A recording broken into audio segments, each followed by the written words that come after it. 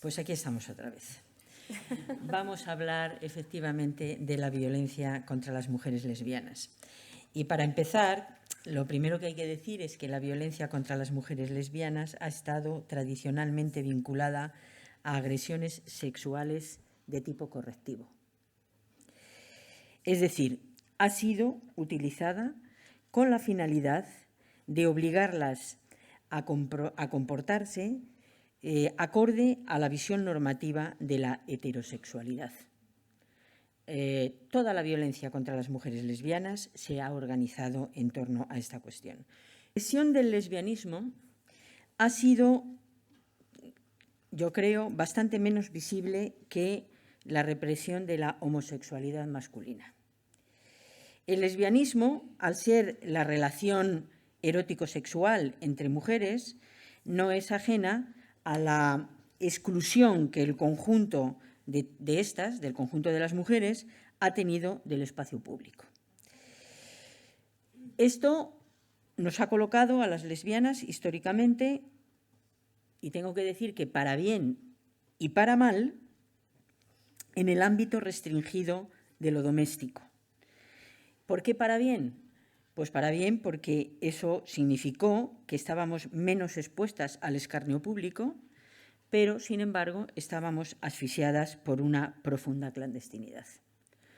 O sea que para bien y para mal. Hemos sido las invisibles. Lo han sido nuestras historias, nuestros placeres más íntimos y nuestras desdichas más ocultas. Nuestras inmensas satisfacciones y también nuestras tragedias. Todo esto ha estado más oculto. Para las generaciones vivas, la sexualidad de las mujeres ha fluctuado del vacío informativo que acompañó todo tabú a lo largo de las décadas pasadas a la implosión que en los años 70 del siglo pasado supuso que el feminismo denunciara la falta de control de las mujeres sobre su propio cuerpo y nos ayudase a descubrir nuestros cuerpos y, por tanto, facetas claves de nuestra vida. La aparición de literatura feminista que va a animarnos al conjunto de las mujeres a explorar nuestros cuerpos y a reclamar placer también para ellos, siempre incluyó la sexualidad entre mujeres como una opción placentera legítima. Es un precio, o es un precio que pagó el feminismo estar o tener que llegar a redactar documentos y libros en los que hablásemos de cosas tan evidentes como que nos mirásemos, me acuerdo muy bien del libro Nuestros cuerpos, nuestras vidas, muchas de las aquí presentes recordarán que en aquellos años llegaron a celebrarse jornadas donde se hacían en privado exploraciones del cuerpo. Yo recuerdo haber estado en jornadas de este tipo, ¿no? Es decir, este era el nivel de desconocimiento de nosotras mismas, de no poder conocer ni cómo estábamos constituidas. Pero el lesbianismo también estuvo ahí y siempre hizo referencia. Y se da el caso de que, por ejemplo, en el libro que tenemos en la pantalla, de Nuestros cuerpos, nuestras vidas, fue una organización de lesbianas llamada Gay Woman Liberation, la que elaboró todo el apartado sobre el lesbianismo. O sea, fueron las propias mujeres lesbianas las que escribieron sobre el cuerpo y el placer lesbiano. La violencia contra las lesbianas, al igual que la violencia contra los hombres gays, tengo que decir, estuvo institucionalizada desde los ámbitos médicos que categorizaron a ambas al lesbianismo y la homosexualidad como enfermedad mental con consecuencias estigmatizantes que daban lugar a la pérdida de empleo, la pérdida de la custodia de hijos y de hijas, esto lo sufrieron particularmente las mujeres, y consecuencias personales en todos los ámbitos de la interacción social.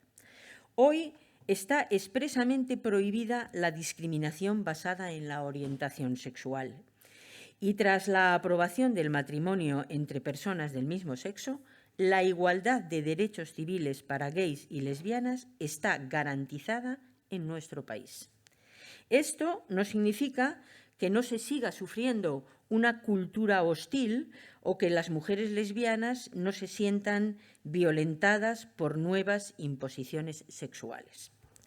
Me gustaría hablarles y servirme de lo que podríamos llamar la estadística LGTBIQ+. ¿Para qué? Pues para adentrarnos en la cuestión que tiene que ver con mujeres y salud y que, por tanto, creo que por eso me pedisteis que hablase también de estas cosas, ¿no?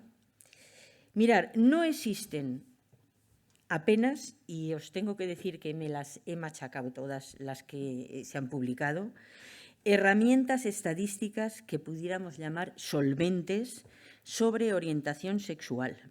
Y las encuestas en esta materia, encargadas fundamentalmente por ONGs o medios de comunicación, adolecen de graves errores conceptuales, primero, en la planificación y diseño de sus indicadores y, segundo, en la elaboración de las preguntas. Y vamos a ver algunas cosas muy interesantes tirando de encuestas de estas organizaciones y de estos medios de comunicación. En el primer caso, porque se van a agrupar como un solo indicador realidades que son incomparables. O sea, todo entra en LGTBQ+. Y eso hace que quede cuestionada la calidad de los datos, porque las realidades no son las mismas de cada una de las letras de ese acrónimo. En el segundo, porque las preguntas y opciones de respuesta mezclan lo objetivo con lo subjetivo o excluyen de una categoría a quien puede pertenecer a otra o puede pertenecer a varias.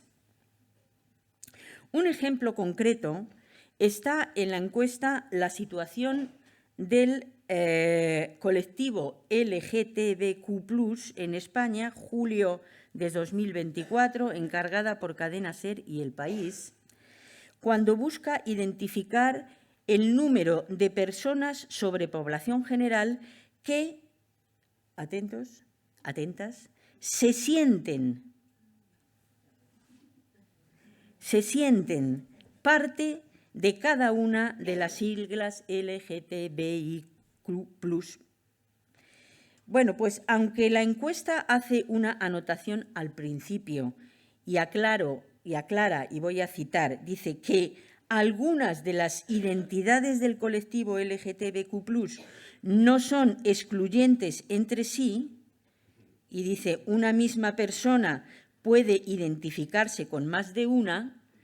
Sin embargo, las opciones de respuesta se construyen sobre la orientación sexual y solo se puede optar por indicar que eres miembro del colectivo LGTBQ+, bueno, voy a decir LGB porque es que si no me lío, como consecuencia de que si no te identificas con ninguna de ellas, entonces es que eres heterosexual. Lo vamos a ver con las preguntas para que lo entendamos. Vamos a ver las preguntas, que es la parte más interesante. A la pregunta, ¿te sientes parte del colectivo LGTBQ+? ¿Te sientes parte? Las opciones concretas de respuesta son no. Soy heterosexual y me identifico con el género que me asignaron al nacer. No dice soy heterosexual, No, no.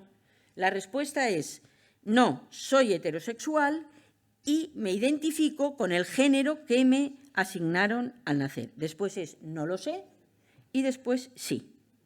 Bueno, pues observen que la primera respuesta equipara el hecho de ser heterosexual con identificarse con los roles de género, de tal manera que si eres heterosexual pero no te identificas con los roles de género asignados al nacer, todo entre comillas, solo te queda elegir que no sabes o que perteneces al colectivo.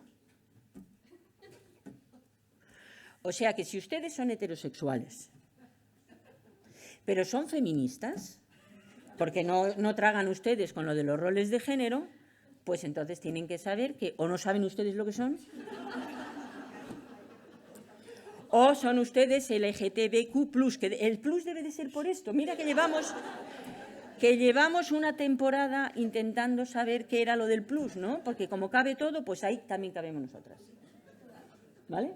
O sea que todas las personas heterosexuales que no se adscriben a los roles de género pertenecen al colectivo. Esto, fijaros, porque es que un asunto de gran calado político sobre el que me parece que hay que llamar la atención. No cabe, por ejemplo, por tanto, ser heterosexual y estar en contra de los roles de género. Olvídense ustedes. No será necesario que en este foro explique que todas las personas heterosexuales, no todas las personas heterosexuales, perdón, se identifican con los roles de género. Los cambios sociales promovidos por el feminismo han ampliado toda la base social de personas que no aceptan asumir esas imposiciones de rol y de aspecto, ninguna de las dos. En sentido contrario, hay que señalar que no todas las lesbianas, los gays, los bisexuales, etcétera, son disidentes de las imposiciones del género. Es que esta es la otra, ¿vale? Lo que nos lleva a concluir que las opciones de construcción e interpretación del indicador se han construido en base a reforzar la idea preconcebida de que lo heterosexual siempre es seguidor del modelo sexista. Mientras que todo lo que no es heterosexual sería disconforme con el sexismo. Ambas cosas son rotundamente falsas. Rotundamente falsas.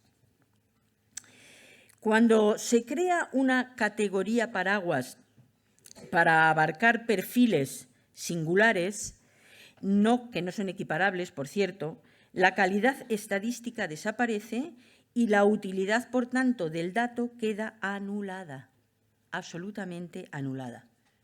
¿Qué pasó? ¿Qué ha pasado? Ah, es que oye, que me busqué un paraguas de muchos colorines. Por supuesto, también queda afectada la comprensión e incluso, la veracidad de los resultados. En estos momentos, las estadísticas que se soportan sobre el concepto LGTBQ+, como categoría paraguas, no se acomodan a los criterios científicos de diseño, construcción e interpretación de indicadores, lo que implica que la información no es de calidad y quedará alterada, entre otras cosas, por revuelta, todo lo que tiene que ver con la valoración y la medición de la realidad.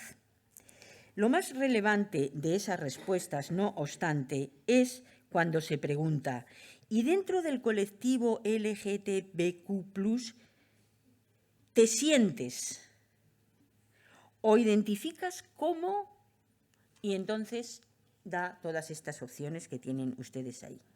Y es sorprendente que haya el triple de hombres que se identifica como gay que de mujeres que se identifican como lesbianas. El triple, 2,9 y 1% respectivamente. Esto sobre la población general. Este sorprendente dato nos obliga a un análisis pormenorizado sobre cuántas lesbianas, por ejemplo, prefieren identificarse, que tenemos ahí los porcentajes, como bisexuales o resguardarse bajo la etiqueta queer que goza de menos estigma. Primera pregunta. ¿A cuántas jóvenes lesbianas con comportamientos no normativos se las está proporcionando explicaciones falaces que las introducen en soluciones farmacológicas imprudentes como poco? Esta es una primera pregunta que hay que hacerse. ¿Cómo es posible que, ¿quién se cree que hay 3 veces menos lesbianas que gays? ¿Quién se cree eso? Es que es increíble. Por tanto, lo que tenemos es efectivamente un corrimiento de este indicador hacia lo que tiene que ver con la bisexualidad y lo queer. ¿Nos queda claro, no?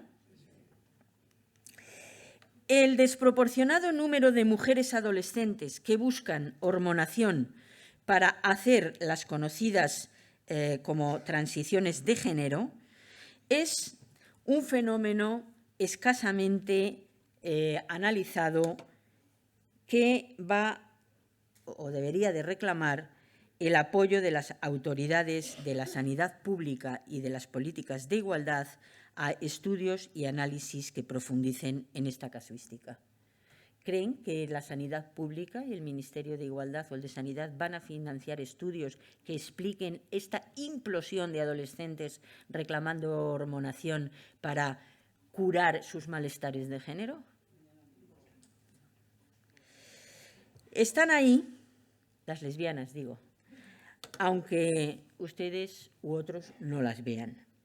La invisibilización puede entenderse efectivamente como una forma de violencia en tanto que es una forma de negación, y que las lesbianas fueron víctimas de esa negación, además de sufrir las mismas estructuras represoras que los varones, es evidente, pero nosotras tuvimos además la otra.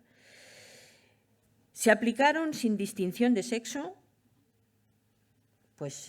las famosas y conocidas terapias de conversión, ¿no?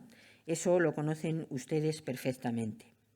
El siglo XIX fue prolijo en el análisis psiquiátrico de la homosexualidad y del lesbianismo, y fueron leídos ambos como una perversión, como una anormalidad sexual del instinto, lo que vino a significar que se pasó de afrontarlo desde la perspectiva de la moralidad a ser observado y a ser intervenido, sobre todo, como si fuese una enfermedad.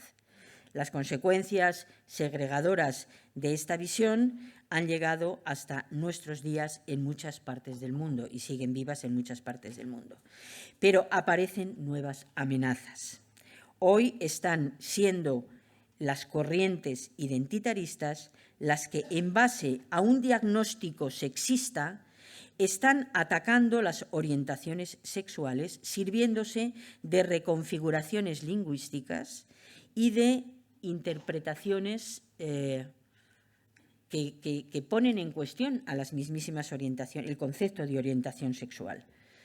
Me gustaría, para que no me pille el tiempo, que soy muy dada yo a esto, pasar a mostrarles unos datos del Observatorio LGTB de Andalucía, que es bien interesante. Antes, quizás decir que pretender que una relación heterosexual pueda ser calificada como una relación lesbiana en base a cómo se sienta identitariamente la persona de genitalidad masculina parece como poco raro, Pero es que esto cuestiona la orientación sexual lesbiana y abre la puerta a definiciones que vuelven a ser definiciones coercitivas. Volvemos a los orígenes. Reconocer esta evidencia no contradice absolutamente ninguna, no contradice la evidencia, pero tampoco contradice ningún derecho.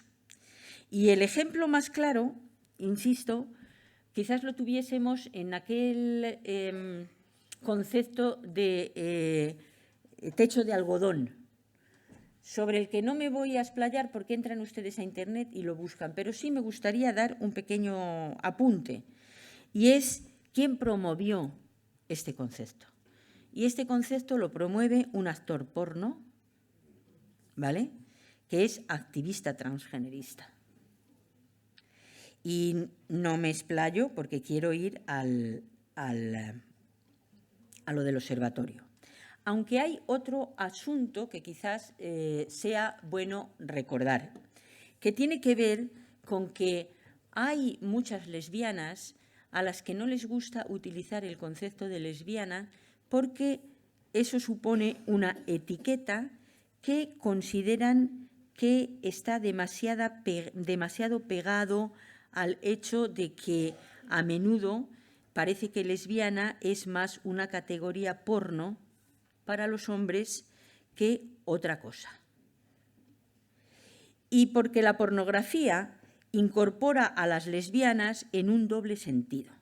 Por un lado, como elemento de excitación masculina y, por otro, como la glorificación de una masculinidad que es capaz de corregir y de enseñar el verdadero placer sexual, entendido desde la prepotencia falocrática.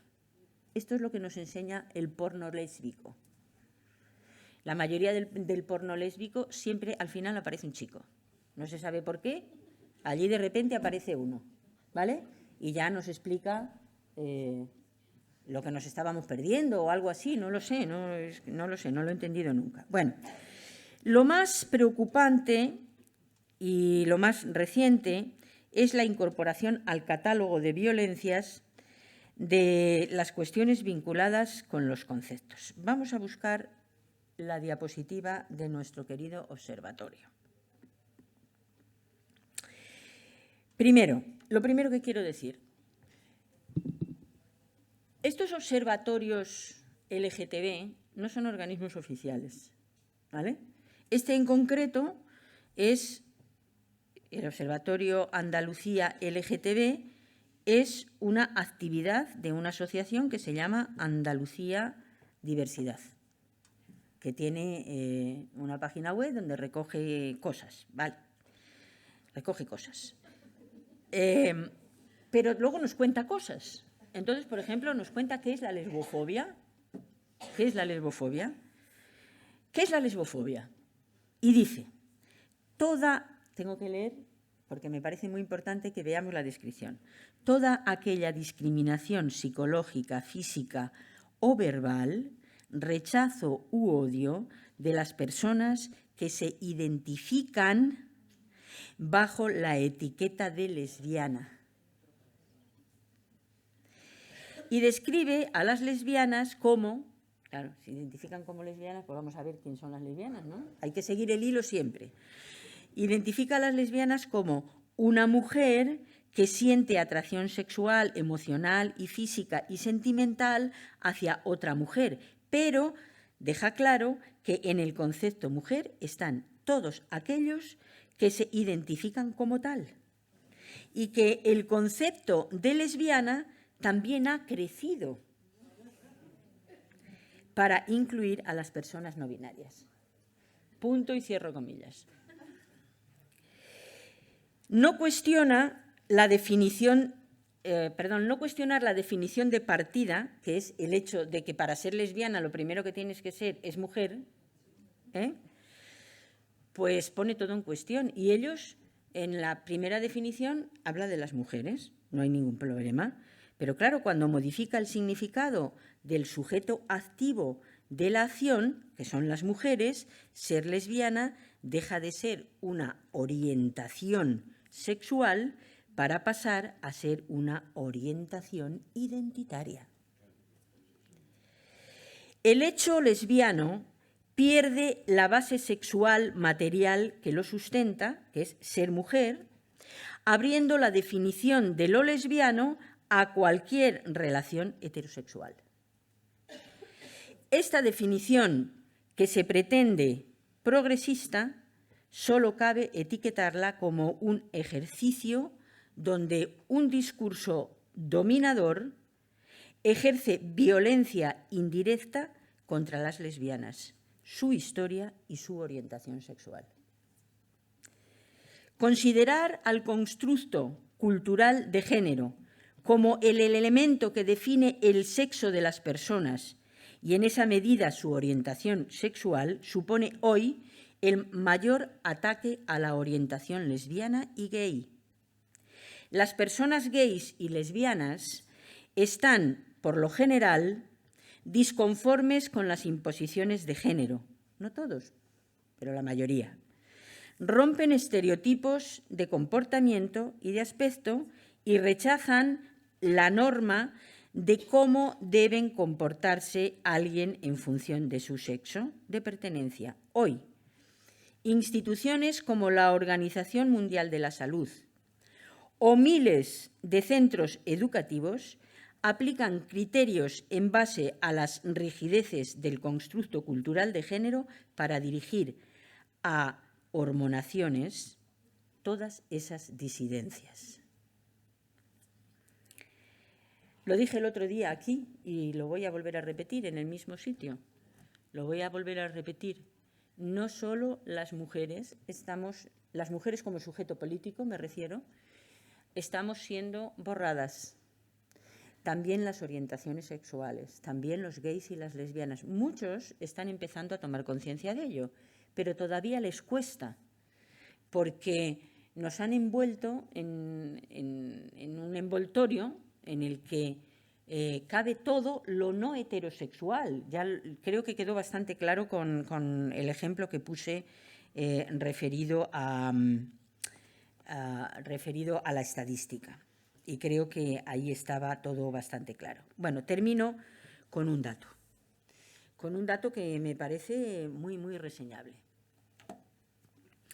Las mujeres de la generación Z. Miren, todas las últimas encuestas que se están haciendo, además de desagregar la información por sexo, desagregan ahora por generación.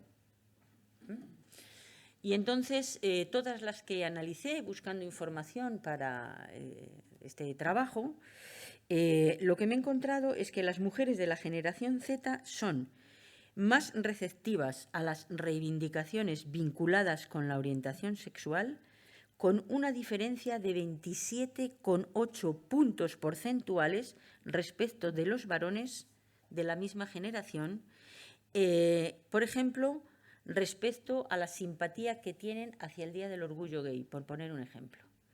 Pero es que en estas encuestas, absolutamente en cada una de las preguntas que se hacen, lo que se ve es un proceso reactivo terrible, terrible, contra todo lo que tiene que ver con lo LGTB y, por tanto, también con los derechos que nos asisten a lesbianas, gays, bisexuales, etcétera, etcétera, ¿vale?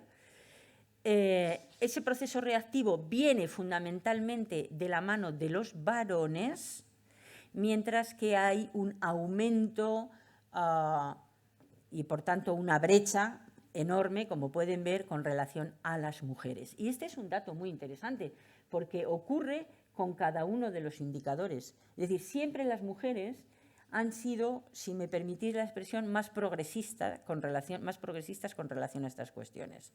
Sin embargo, cuando vemos a la generación Z, se está produciendo una brecha salvaje entre chicos y chicas.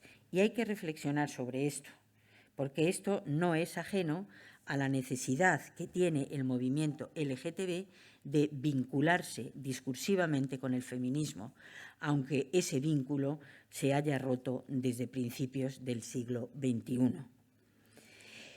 Y los actuales dirigentes de la política, que trabajan mucho con encuestas, pues no están dispuestos a establecer cauces razonables de entendimiento respecto de cuestiones como las planteadas aquí esta mañana, porque afectan a algunas de las letras que componen su acrónimo. Pero el movimiento LGTB tiene que pararse y reflexionar. Tiene que empezar a establecer un discurso con el feminismo. Tiene que escuchar a las feministas. Tiene que escuchar a las lesbianas, que, como me decían hace un rato, efectivamente es la primera letra en el acrónimo y la última a la hora de ser observada respecto de sus necesidades.